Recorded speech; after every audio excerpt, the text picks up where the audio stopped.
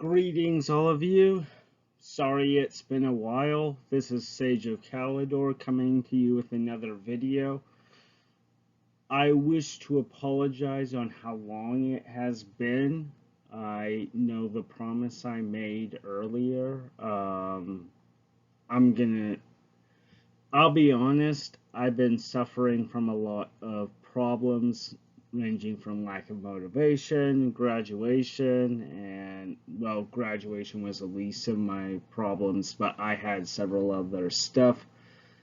Poor excuse, I know, and I am terribly sorry. I will try my best to do better, but, no buts. I will do better. I will do my best to do better. Please understand that if you think college is difficult, life pre-college is even worse. Anyway, so I'm going to talk about the lore behind the Knights of the Silver Swan, and I have been thinking about this for some while, and I know this is very much overdue, and I'm completely sorry, but I wish to give a moment to say thanks to Izzy for subscribing to my channel. To any of you who don't know who Izzy is, and I think you guys, no offense, but I don't know where you guys were if you don't know who Izzy is. Izzy is a fantastic YouTube personality. He plays Lord of the Rings games, largely. Basically his primary forte is Medieval 2 Total War, and he is a lot better at it than I am. And he has done quite a showing, and I've followed him for, I believe, a couple of years. Wonderful campaigns, wonderful stories, and his current campaign is on the Knights of the Silver Swan. Izzy, if you see this, please give me a comment. Let me know how you're doing, what you think of the video, and to any one of you guys, please check out his channel, especially the Dol Amroth series he's working on right now. There's a lot of cool stuff there, a cool story-driven game, and a very cool stories in the comment section. I wrote a story. Nico, this fellow named Nikos, wrote a story. He did well done. He is well done. Anarian Alendula, I believe that's his name, also is writing a story, so very well done.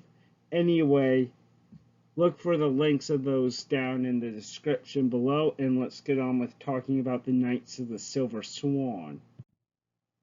Believe it or not, the Knights of the Silver Swan actually have their origin in The Lord of the Rings, Return of the King.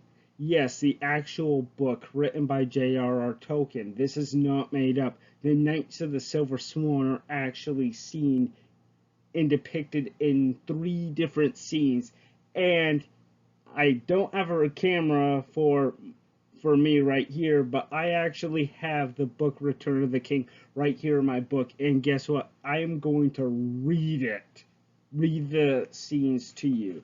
This is the first one, and these are various Pippin and several other people were seeing the gates of Gondor. Minas Tirith was preparing for attack, and various soldiers from the various fiefdoms of Gondor are coming in. And it says, and it talks about fisher folk of the Ether, warriors of the Green Hills, of valiant green-clad men. And now this is the part. At last and proudest, Imrahil, Prince of Dol Amroth, kinsman of the Lord, with gilded banners bearing his token of the ship in the Silver Swan, in a company of knights in full harness, riding grey horses, and behind them 700 of men-at-arms, tall as lords, grey-eyed, dark-haired, singing as they came.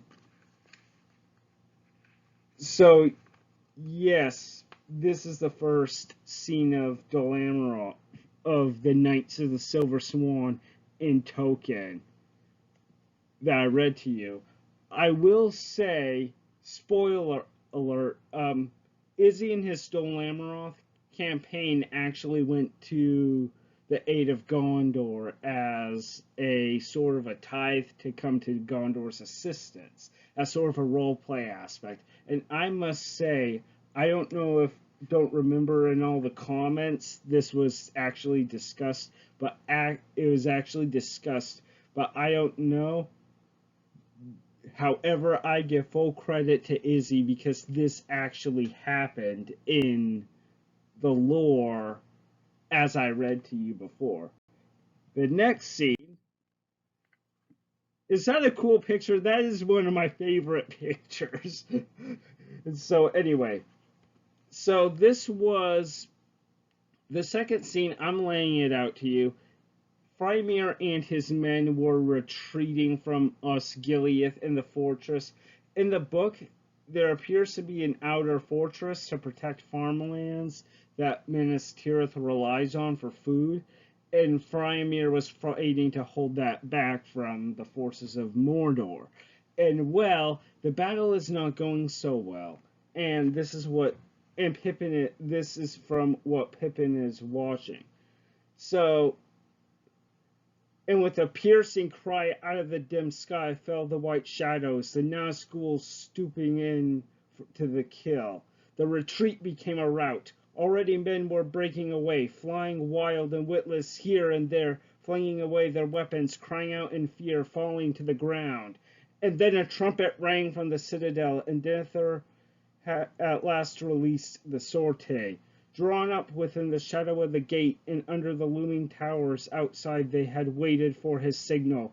All the mounted men that were left in the city, now they sprang forward, formed quickened to a gallop, and charged with a great shout. And from the walls an answering shout went up, for foremost on the field rode the Swan Knights of Dol Amroth, with their prince and his blue banner at their head. Amroth for Gondor, they cried. Amroth to Faramir. Pretty awesome scene. So in this one, unlike in the movie, the cavalry charge was actually a charge by the Swan Knights of Dol Amroth to come to the aid of Faramir and to get as much men retreating as possible. Unfortunately, Faramir was seriously injured, and so was out of the commission for the rest of it. And rest of, well, halls of healing and so on and so forth. The final scene was the Battle of the Fields of Pelennor. And things were not doing so good. The armies of Mordor was going all over, and I will read just one bit that is happening. But northward, the white crest of Aylmer led the great front of the Rohirrim, which he had again gathered and marshaled, and out of the city came all the strength of men that was in it. And the Silver Swan of Dol Amroth was borne in the van, driving the enemy from the gate. So, what was happening was, so yeah, this is the last recorded mention of the Knights of the Silver Swan in Lord of the Rings, written by Tolkien. In this scene, the Knights of the Silver Swan are leading the sortie out from the White City. Gondor rallied when Rohan smashed into Mordor's lines, pushed the armies of Mordor away, and their knights, led by the Silver Swan, their armies led by the Silver Swan, charged out to aid the Rohirrim. And what else came to the aid of the Rohirrim and the men of Gondor at this point? Aragorn came up with the rest of the army from the south. I didn't read this, but there was a comment that said, actually, you know what? I think I will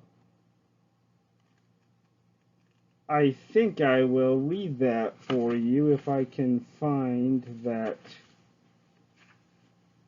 page. It says, actually, no, I can't find it, but it actually mentioned,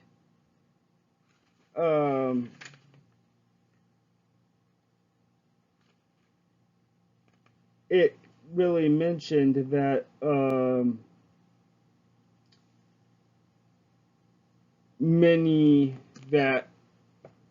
that the reinforcements for Minas Tirith was only a couple of thousand, and they're like, we were hoping for more, but the guy said we can't because the Corsairs of Umbar are attacking from the south. So a lot of the Knights of the Silver Swan were still in the south defending Dol Amroth. And I think you can imagine that when Aragorn arrived with the reinforcements from southern Gondor, I would not be surprised if Knights of Dol Amroth were among the reinforcements. But I read to you 3 different scenes actually mentioning the Knights of the Silver Swan as recorded in Lord of the Rings. And that is cool in more ways than one. As you can see, this had a lot of influence. Were there Knights of the Silver Swan in the Lord of the Rings Peter Jackson trilogy? Unfortunately, no. But we did see their ruler, or son of the ruler, Prince Imrahil. That is him right there. He was regulated to maybe like a senior commander, a military advisor, or whatever of Denethor, which is a real shame because the one in the book, he was a war advisor. And Denethor, who was sitting on his throne fretting about everything, Imrahil was actually doing something. Of course, giving Peter Jackson some credit, he was trying to make it look like this came from a history book, and he did a fantastic job. Offhanded comment, I know. And Denethor in the books was a bit more active than in the movie. Same with Prince Imrahil, but hey, we did not see the Knights of the Silver Swan, but we got Prince Imrahil. And this, and I am sorry I did not mention this after Prince Imrahil, but everything from the movie all the way till the end of this video is going to be mentioning Knights of the Silver Swan with how they appear in certain franchises. Knights of the Silver Swan appeared in the Lord of the Rings Middle-earth tabletop game, the Warhammer equivalent of Warhammer Fantasy. Yes, these knights had stats, and you could actually, the good guys could bring Knights of the Silver Swan to battle against their enemies. Believe it or not, but there was a Lord of the Rings Middle-earth role-playing game. I don't know when it was popular. I'm willing to bet, actually, I'm willing to bet it lost its way to other games like Dungeons and Dragons. I don't know what system it is, but you could play as a Knight of Dol Amroth, a Knight of the Silver Swan. And now we're getting into video games. And how many of you have heard of the Battle for Middle-earth 2? Well, the Men of the West in Battle for Middle-earth 2, you have standard units, you have heroes, but you also have this hero unit. The Knights of Dol Amroth, or Knights of the Silver Swan, are the Man of the West hero unit. And these guys ran over nearly every single guy they run into. So that is cool with that. And in one of the newer games, Lord of the Rings Rise to War, which personally I would recommend. It's a fun game. The faction of Gondor has Swan Knights as their elite special unit. And Swan Knights are very, very good, especially if you equip them with a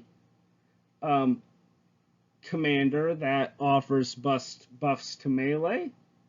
There's 3 different tiers of commanders, and one on the first tier has one. There's Eowyn, there's Éomer, there's Prince Imrahil, and then there's Théoden. So you have 4 commanders that are good with these guys, and from what I heard, they're very survivable, very good. I'm actually playing Gondor right now, and I'm having a lot of fun with it, and I'm looking forward to playing as the Swan Knights.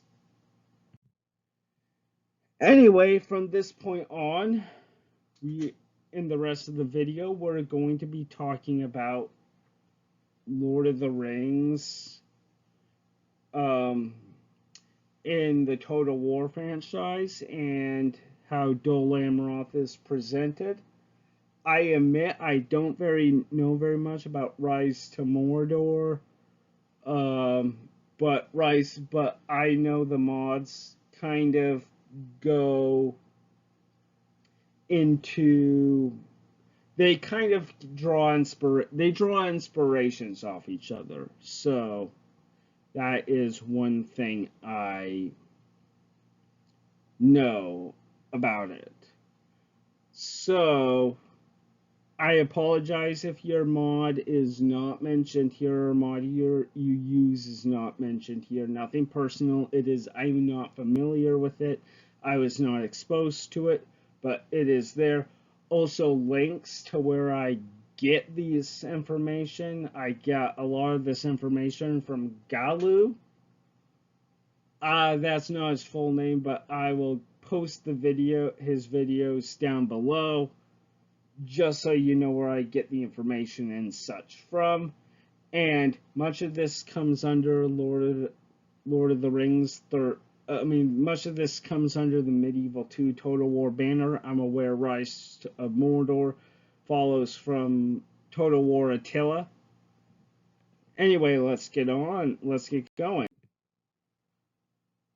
So, first unit is the Knights of the Silver Swan. And name says it all, the elite crack cavalry, the best forces of Gondor, and standard Lord of the Rings Third Age and their supplement mods just solely tied to Third Age. This is as far as you can get because it does not have Dol Amroth as a faction. And Divide and Conquer Sus, whatever, submods of all submods, and various other parts. Dol Amroth is a separate faction, but in the standard Third Age, Gondor is its own faction. And in Medieval 2, every faction has an elite unit tied to them, and the Knights of the Silver Swan are the elite unit of Gondor, and they're the elite unit of Dol Amroth. And these guys are the best cavalry in the game, among the best. You send them against an enemy, they're going to do some damage. Of course, don't be stupid with using it, but stupid is rather subjective. Another comment to Izzy. Izzy has done a lot of great stuff with these guys. Stuff that even I would be like, Izzy, don't do it, don't do it. But he does it anyway, and it ends up working well for him. So you want to see Izzy in action, use these guys, please go check out his videos. But anyway, name says it all. The best cavalry. I went over these guys several before. These guys are the pinnacle of knighthood in Gondor and Dol Amroth. Next, we have the Royal Swan Guard, the elite of the elite. It makes sense. The prince is going off to battle. It makes sense that the elite of the Knights of the Silver Swan, elites even for elites, are charged with protecting him. In some of my historical research, I will say it's not unusual. The general will have a bodyguard, a battle guard to protect him in battle. And it makes perfect sense to me that when the Prince of Dol Amroth goes to battle, he would have a Royal Swan Guard. Because the Princes of Dol Amroth are distant relatives of Elendil, so they have royal blood, hence the tie of prince, and so on and so forth. And I will say these are the only two units that I feel like are according or directly in line with Tolkien. Knights of the Silver Swan, obviously. Royal Swan Guard is a stretch, but accordance on how battles work back then, it would make sense that a elite force would be charged with protecting the prince in battle. All the other units I'm going to cover are they part of the Knights of the Silver Swan? Can they have any form of relation to them? And so on and so forth. Alright, let's get going. Seaward Lancers. They are very good cavalry, but I do not think they are Knights of the Silver Swan. I think they are professional cavalry, like Dol Amroth would have professional infantry, designed to fill out the roster, but I mean, it kind of makes perfect sense. Dol Amroth would be known for its cavalry, but Seaward Lancers are not part of the Knights of Dol Amroth, but a very good cavalry unit. Knights of the Tirith. At first, when I was mentally going over this video, I thought these might be a part of it because it would make sense for the best cavalry to know how to use maces in battle. But as I went on, I'm like, you know what? I do not think so, because for one, their shields do not have the Silver Swan. And it appears they have a different task, like a local defense. Like knights that stay at home to defend would stay at home to defend Dol Amroth, or might accompany the Knights of Dol Amroth to help out with anti-cavalry or anti-infantry stuff. But I do not think these would be considered Knights of the Silver Swan, but maybe an allied group. The next one are the Knights of Edelond, or if you are playing different versions, the White Knights. I feel like these knights will most likely, if not virtually, I feel like these knights are definitely part of the Knights of the Silver Swan. Not just because of the location, but because of their hiring practices. The location where Dol Amroth is means they might have to deal with attacks from the south, which a bow would be a good idea. Also, the information says that although the Knights of the Silver Swan take the finest combatants, all those who show skill with a bow are inducted into the White Knights. It doesn't say anything about from the ranks of the infantry or cavalry or whatever. Basically, I feel like, and this is my theory, the White Knights would come from Knights of the Silver Swan, or knights being trained to be part of the Silver Swan. And this goes in to how medieval practices work. Hunting is the best training for war, and one of the weapons for hunting is bow and arrows.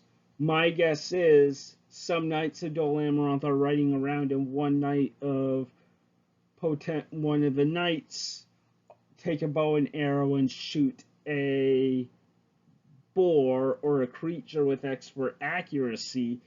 He is recruited into the White Knights. And plus, and a bit of off topic, the White Knights represent a wonderfully unique part of Dol Amroth heritage. It's a mix of Numenor and Elven heritage.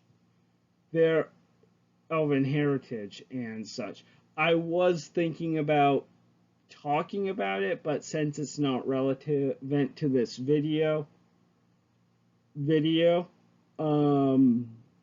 I decided not to. But if you want me to do a video on elf-human couples, feel free to let me know. I'll be more than happy to do so. Anyway, I feel like these White Knights are a likely candidate for being considered a subgroup of the Knights of the Silver Swan. Another factor is Emerahil's sons were killed fighting amongst the Mumakil, amongst the Harhadrium. Emerahil brought 3 of his 4 sons with him to aid in the defense of Minas Tirith, and I would not be surprised if... I mean, how would you fight a Minas Tirith Mumakil?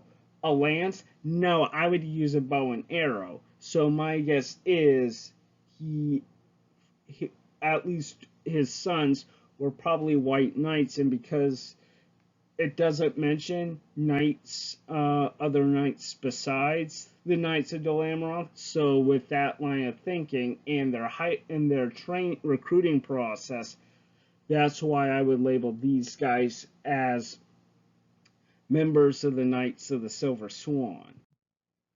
And so we're on to the Talon Knights.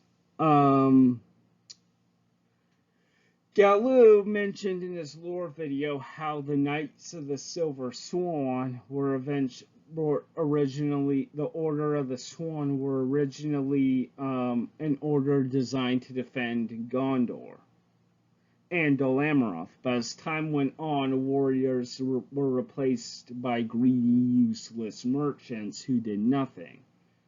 And as a result, the father of Prince Adrahil decided to create secretly the Brotherhood of the Talon Knights, like a new organization to subvert the Knights of the Silver Swan.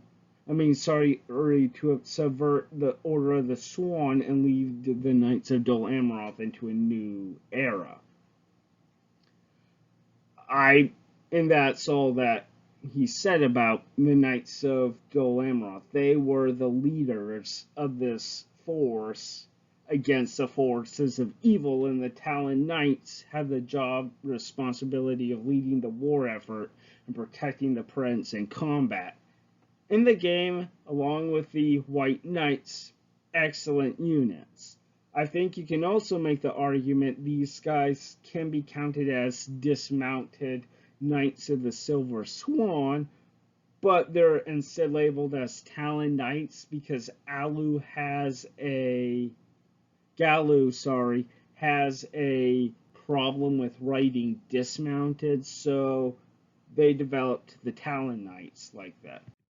Anyway, I sure hope you enjoyed this video. I apologize that there were some problems. Please leave me questions down below. I would be more than happy to answer them. Also,